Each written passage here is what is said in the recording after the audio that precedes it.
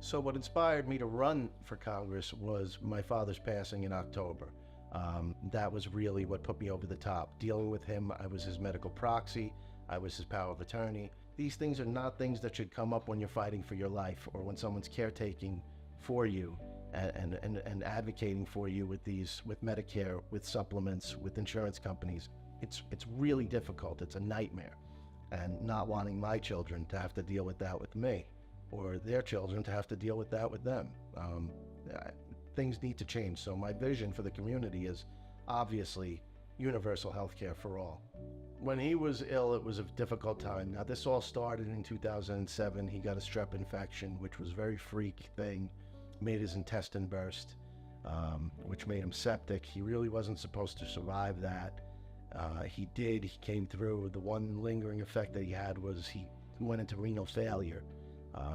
So he was on dialysis for many years. Now, again, we're going back to '07 when this started. Fast forward to about, I don't remember the exact years, but fast forward to 12, where he really lived on a good regimen and ate well and tried to keep his kidneys in good enough shape where he didn't need to start dialysis. Unfortunately, as he got older, that moment came, so he had to do dialysis 3 times a week, which was difficult. It's difficult for anyone who needs to do that. And then we got lucky. Before he turned 70, a deceased donor came up.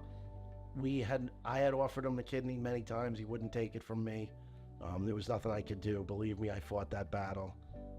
He just wouldn't allow it. So luckily, a deceased donor came up. I do recommend to everyone become a donor. You're really saving a lot of lives when you do. But he got COVID, and that was really the beginning of the end for him, where, he was in the hospital 35 days. He did get out and went from there to rehab, which he was in for another month or 2. And even though he came home and he was getting better, he never got back to that level of where he was after he received the kidney. We had a good 3 or 4 years after the transplant, and then getting COVID really signaled the final descent, and the last year was extremely difficult. At one point, he was in a rehab center after a hospital stay, he was not getting better. He was bedridden to the point where he couldn't even feed himself, really. And Medicare and his supplement both told me that they were cutting him off, and if he wanted to stay at the rehab center, he was going to have to go on full pay, full self-pay. When I asked him, I said, what are our options outside of full pay? How can you be cutting him off? How could you want him to go home? And their response was, well, the good news is we're going to send him a visiting nurse 3 days a week, and we'll continue his OT and PT 3 days a week. What are we going to do the other 4 days? And we danced around that question. We sparred. They were giving me nonsense answers.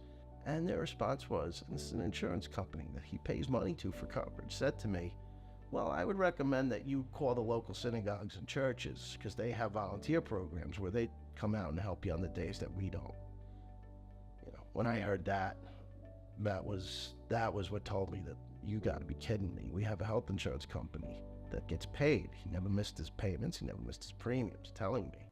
Now, he's not a religious guy, but they want me to go to the churches and synagogues to find volunteers to come help me deal with him, help him feed himself, help him get clean, help him get changed. What kind of system is this? And it's crazy.